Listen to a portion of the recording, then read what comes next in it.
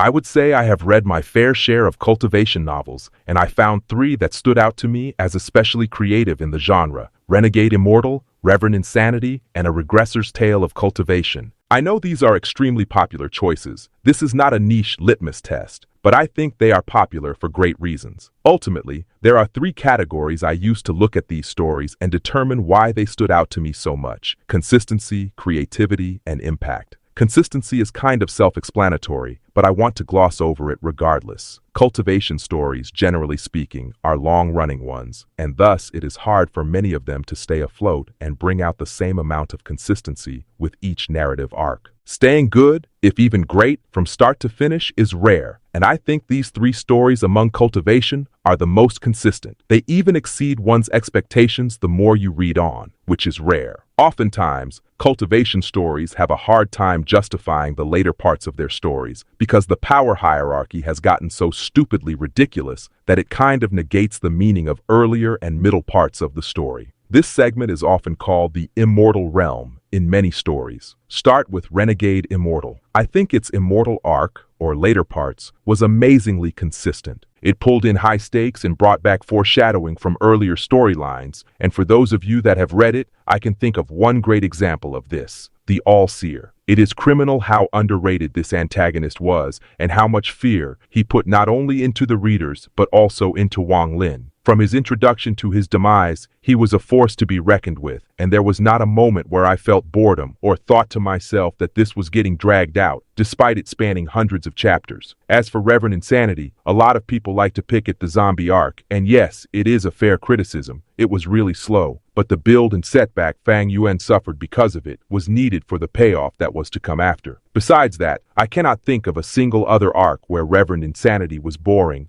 or lacked the consistency needed to keep the story going. As for its immortal arc, I would say it is probably the most stellar among these three, with moments like the Fate War and Fang Yuan's perseverance, and characters like Red Lotus, Duke Long, and Qin Bai Sheng. Now onto A Regressor's Tale of Cultivation and its later parts. It also has very consistent arcs with a strong finish. Some of the plot points from way early on are pulled, such as the Ender Child story, the Dragon King's conclusion, and Yeon's play. All three of these stories handle their later arcs very well, unlike most Cultivation stories that cannot make sense of the plot lines and contradictions that shred the later story or immortal arc into pieces. Next is creativity. When it comes to this category, every story here has distinguished itself among the genre of Cultivation by spinning a twist or improving upon some of the tropes. As the name says, Renegade Immortal is a story about a mortal who defies the laws and standards of the cultivation world with a human heart. One of the most notable and greatest moments in this story is when Wang Lin returns to mortality to improve his cultivation.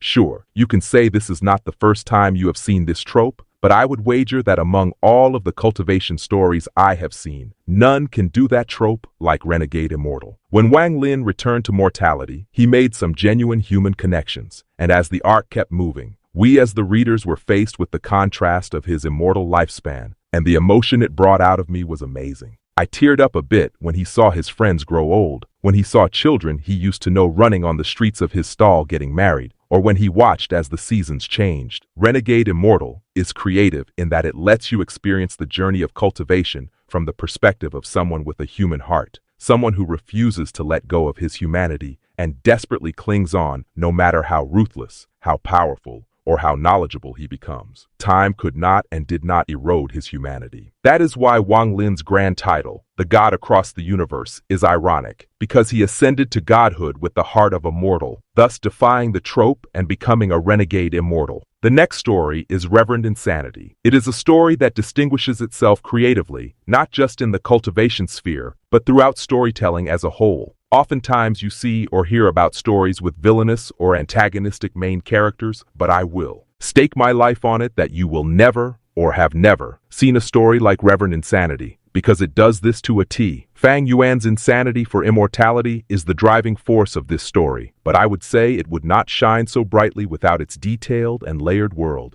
Despite how crappy the author is with math, I have heard a creator on here say Reverend Insanity is a story that asks questions, and that is very accurate. It is a story that asks questions through the lens of Fang Yuan, And these questions, I would say, are universally human. We are forced to confront these questions coming from one of the most passionate, morally questionable, scratch that, morally damnable characters ever put to a story, and they hit like a stone brick. There was never a moment where my attention was not robbed by this story and its ability to make Fang Yuan such a lovable character, because he constantly asks you, what do you live for? What are you willing to do for that? And whether or not most people have the qualifications to truly live the life they want, perhaps because of external pressure, he points to the constraints of the mind. It is a wonderfully creative story, and the impact has been immense. Now on to A Regressor's Tale of Cultivation. This is also a creative story, one that takes the regressor trope and mashes it with cultivation. But where it absolutely shines is the sincerity it approaches this genre with. Regression can become tedious and boring if read for long enough, and that is what cultivation is. It is a long road, but this story makes you appreciate every regression simply because,